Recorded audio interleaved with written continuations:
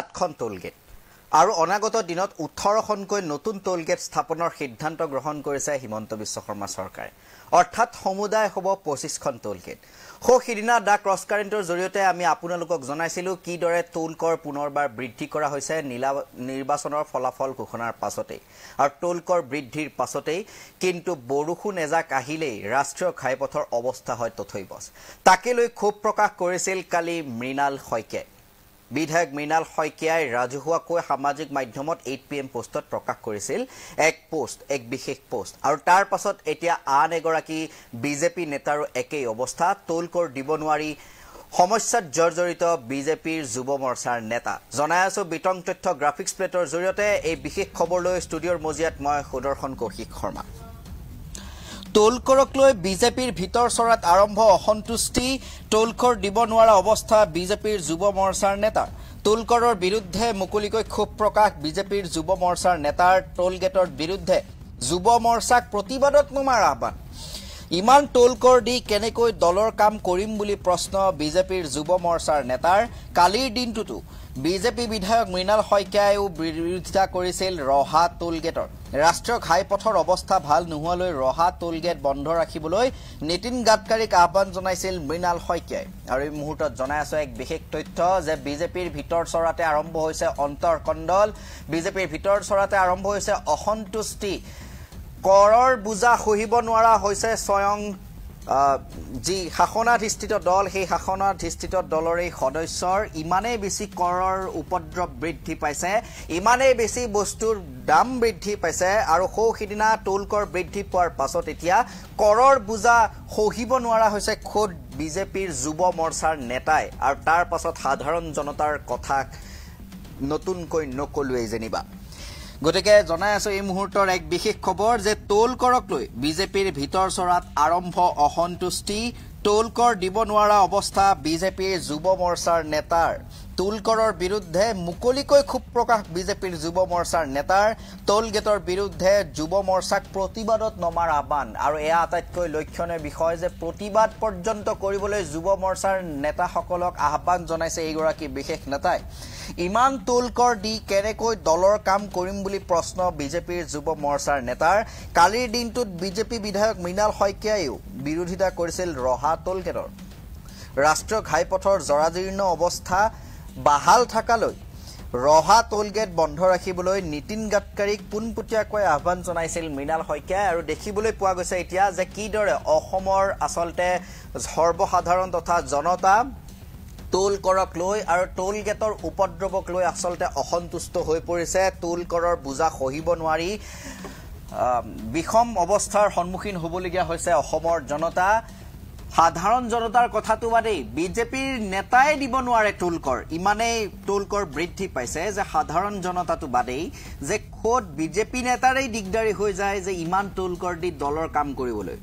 গতিকে এয়া এক তাৎপৰ্যপূৰ্ণ বিষয় আৰু অসম চৰকাৰ তথা বিশেষকৈ হিমন্ত বিশ্ব শৰ্মাই আচলতে এই কথাবোৰ মন কৰিব লাগে যেহেতু তেওঁৰ দলৰ নেতাই আচলতে এই সংক্ৰান্তত ৰাজহুৱাকৈ ভিডিঅ' দিবলগীয়া অৱস্থাৰ সৃষ্টি হৈছে সাধাৰণ জনতাৰ কথাটো বাদেই খোদ বিজেপিৰ নেতাৰে আচলতে অৱস্থা কাহিল হৈ পৰিছে টোল কৰৰ বোজা সহিব নোৱাৰি আৰু কালি সামাজিক মাধ্যমত এগৰাকী যুৱ মৰ্চাৰ নেতাই যেতিয়া এই ভিডিঅ' বাৰ্তা যোগে আচলতে প্ৰতিবাদৰ কথা কয় টোল কৰ কমাবলৈ কয় আৰু টোল কৰ দিব নোৱাৰি বা ইমান টোল কৰ দি কেনেকৈ বিজেপিৰ বা দলৰ কাম কৰিব তাক লৈ প্ৰশ্ন উত্থাপন কৰে স্বাভাৱিকতে খন্তেকতে ভাইৰেল হৈ পৰে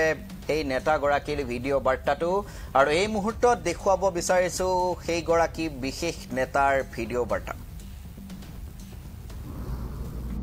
নমস্কাৰ মই ৰাকেশ দাস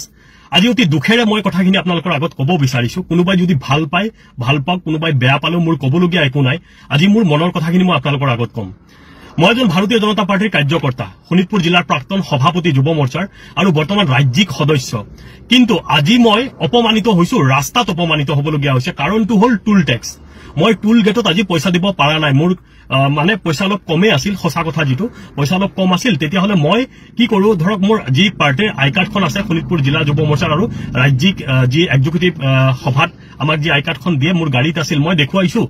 তাৰ পিছত তেখেতসকলে কলে লগে লগে যেটো উত্তৰ দিলে যে যুৱ মৰ্চা কোনো মৰ্চাৰ এলাও নাই কেৱল মূল সমিতিৰ কাৰ্যকৰ্তাৰ এলাও আছে এনেকুৱা ধৰণৰ কথাখিনি কলে মোৰ এনেকুৱা খং উঠিছে ভাই দিনে নিখাই পাৰ্টিৰ কাৰণে কাম কৰি আছো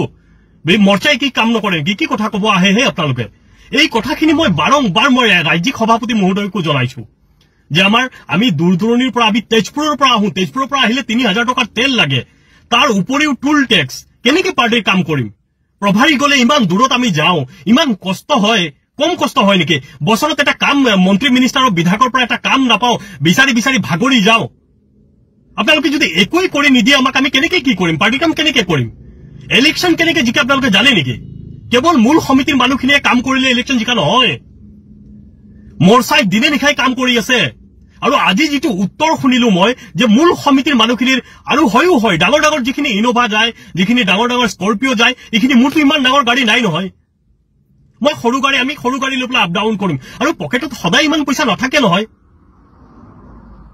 মই সমগ্ৰ অসমৰ যিমান যুৱ মৰ্চাৰ কাৰ্যকৰ্তা আছে মই সকলোকে বিনম্ৰতাৰে মই আহ্বান জনাব বিচাৰিছো এই টুল টেক্স কেইটাত আমিও প্ৰতিবাদ কৰিম কাৰণ এতিয়া ভাগৰি গৈছো আৰু আহোতে পইচা দিব লাগে যাওঁতে পইচা দিব লাগে এতিয়া আৰু আমাৰ কোনো ধৰণৰ এতিয়া মৰ্চা বুলি ক'লে মানে কোনো কামৰে নহয় আৰে যিমান মানে মিটিং সভা সমিতি হ'ব ফ্লেগিং আমি কৰিব লাগে আমাৰ ল'ৰা ছোৱালীখিনি কষ্ট কৰিব লাগে বিধায়কৰ ওচৰত গলে সন্মান নাপায় মন্ত্ৰীৰ ওচৰত গলে সন্মান নাপায় এইবিলাক কথা হ'ল নেকি আৰু কিমান দিন সহ্য কৰা হ'ব কথাখিনি যোনে পাৰ্টি যেনেকুৱা ইনষ্ট্ৰাকশ্যন দিয়ে আমি সেনেকে কাম কৰো কিমান দুখীয়া ঘৰৰ পৰা ল'ৰা ছোৱালী বিলং মানে হৈ আছে বা কাম কৰি আছে আপোনালোকে এইবিলাক অনুভৱ কৰিব পাৰেনে মানুহে নুখোৱাকে পাৰ্টিৰ কাৰণে কাম কৰি আছে আপোনালোকে কেৱল ইলেকশ্যন জিকাৰ পিছত বাহ লয় কিন্তু বুথৰ কাৰ্যকৰ্তাই যে মানে তেখেতসকলে কিমান কষ্ট দিনে নিখাই বুথত কৰিবলগীয়া হৈছে মৰ্চাৰ মানুহখিনি কৰিবলগীয়া আছে যিকোনো মৰ্চা মই আপোনালোকক বিনম্ৰতাৰে অনুৰোধ কৰিব বিচাৰিছো আপোনালোকে যদি বেয়া পায় মোক পাৰ্টিৰ পৰা উলিয়াই দিয়ক মোৰ কবলগীয়া একো নাই কিন্তু মানে কি মই সকলো কাৰ্যকৰ্তাৰ কাৰণে মই কৈছো কাৰণ মোৰ যেনেকুৱা কষ্ট হৈছে মই ভাবো সকলো কাৰ্যকৰ্তাৰে কষ্ট হৈ আছে আৰু আটাইতকৈ বেয়া লাগিছে আজিৰ পৰা এসপ্তাহ আগত এগৰাকী আমাৰ সক্ৰিয় কাৰ্যকৰ্তা মৌচুমী ভৰদ্বাজ আমাৰ ৰাজ্যিক সদস্যতাই ৰাজ্যিক দায়িত্বত আছে আমাৰ কোনোবা এজন অসভ্য কাৰ্যকৰ্তাই তাইক বোলে বেয়া শব্দ দি অপমান কৰিছে আৰু তাই সকলো জ্যেষ্ঠ কাৰ্যকৰ্তাক জনাইছে কিন্তু কোনো কাৰ্যকৰ্তাক তাই সেই বিষয়টোৰ ওপৰত কোনো ধৰণৰ একশ্যন লোৱা নাই কিহৰ কাৰণে আৰে আমিওতো জিলা চলাইছো না মই যেতিয়া শোণিতপুৰ জিলা চলাইছো আমাৰ কাৰ্যকৰ্তাৰ ওপৰত এটা শব্দও কোনে ক'ব পৰা নাছিল যদি আপোনালোকে চলাব নোৱাৰে তেতিয়া কেনেকে চলাব আৰু কাৰ্যকৰ্তাই যদি আমাৰ নিজৰ মাজতে সন্মান নাপায় তেতিয়াহ'লে কেনেকে থাকিব কাৰ্যকৰ্তা এতিয়াৰ পৰা মই কৈছো সমগ্ৰ যুৱ মৰ্চাৰ কাৰ্যকৰ্তাই প্ৰতিবাদ কৰিব লাগে যেতিয়ালৈকে আমি ধৈৰ্য ধৰি আছো ধৈৰ্য ধৰি থাকিলে এনেকে নহব আৰু সেইবিলাক আমি ধৈৰ্য ধৰি আজি সেই বিশেষকে সৰ্বভাৰতত আজি চিট কমি যোৱাৰ মূল ৰিজন হল এইবিলাক কাৰণ এজনে এজনক আমি কাৰ্যকৰ্তাখিনিক আমি গুৰুত্ব নিদিওঁ কাৰ্যকৰ্তাক যদি আমি গুৰুত্ব নিদিওঁ কাৰ্যকৰ্তা কেনেকে থাকিব পাৰ্টিত মই আজিৰ পৰা টুল টেক্স নিদিওঁ কাৰণ ইমান কষ্ট কৰি যদি পাৰ্টিৰ কামত আহিবলগীয়া হয় মোৰ টুল টেক্স ফ্ৰী কৰিব লাগিব আৰু যদি নহয় তেতিয়াহ'লে মোক পাৰ্টিৰ পৰা উলিয়াই দিয়ক মই পাৰ্টিত নাথাকো আজি ৰাস্তাত অপমানিত হ'বলগীয়া হ'ল মই মন্ত্ৰী মহোদয়ৰ কথা কৈছো বিধায়কৰ মহোদয়ৰ কথা কৈছো আই কাৰ্ড দেখুৱাইছো তেখেতসকলে কয় আমি মন্ত্ৰী চন্ত্ৰী চিনি নাপাওঁ আৰে আপোনালোকৰ লাজ নালাগিব পাৰে মোৰ লাজ লাগিছে মোৰ বেয়া লাগিছে আজি এই কথাখিনি মই এনে কোৱা নাই মই জানো মোৰ ওপৰত একশ্যন হ'ব কিন্তু কি কৰিম মই যেনেকৈ অপমানিত হৈছো মই ভাবো গোটেই অসমত কাৰ্যকৰ্তা এনেকৈ অপমানিত হৈছে আৰু আপোনালোকে ইনষ্ট্ৰাকশ্যন দিয়ক মন্ত্ৰীকো ইনষ্ট্ৰাকশ্যন দিয়ক বিধায়কক ইনষ্ট্ৰাকশ্যন দিয়ক যিখিনি মানে দিনে নিশাই কাম কৰি আছে কাৰ্যকৰ্তাখিনিক তেখেতসকলক বছৰত 2-3টা কাম দিব লাগিব যদি কাম দিয়া নহয় কেনেকৈ আমি চলিম হেই পাৰ্টিৰ কামত তেল ভৰিবলগীয়া হয় টুল টেক্স দিবলগীয়া হয় ইমান দূৰ দূৰ গোটেই অসমত আজি মই ঢকুৱাখানাৰ পৰা ভাৰী হৈ আছো তাতে যাবলগীয়া হয় কেনেকৈ যাম এবাৰ কথাখিনি আপোনালোকে ভাবিছেনে যদি মোৰ কথাখিনি কোৱাত ভুল হৈছে হয়তো মই উগ্ৰ সুৰত কৈছো কিন্তু লাগিব আপোনাকো যদি ৰাস্তাত কোনোবাই অপমানিত কৰিব এনেকে গাড়ী ৰখাই পেলাই মোৰ পিছফালে মোটামুটি 10খনমান গাড়ী পেলাই পিছফালে লাইন লাগি আছে তেখেতসকলে মোৰ বুজাওতে তাৰ পিছত মই এনেকে পাৰ হৈ আহিবলগীয়া হৈছে তেখেতসকলে এনেকে অপমান কৰিছে যে মই এতিয়াতো মই ৰাস্তাত মাৰপিট কৰিব নোৱাৰো মোৰোতো এটা সন্মানৰ কথা আছে বাৰংবাৰ মই ৰিকুৱেষ্ট কৰিছো যে মন্ত্ৰীৰ কথা কৈছো কোনো ধৰণৰ আৰু ৰাজ্যিক সভাপতি যুৱ মৰ্চাৰ সভাপতিকো মই জনাইছিলো কথাটো কিন্তু কথাখিনি ইমান গুৰুত্ব নহয় আমি যুৱ মৰ্চাৰ কাৰ্যকৰ্তা না হেনেকে হলে কিন্তু পাৰ্টিত কাৰ্যকৰ্তা নাথাকে মই আজিয়ে কৈ দিলো আৰু মই জানো মোৰ ওপৰত একশ্যন হ'ব দিয়ক ৰাস্তাততো অপমান নহম না ভুল হলে মোক ক্ষমা কৰিব নমস্কাৰ মই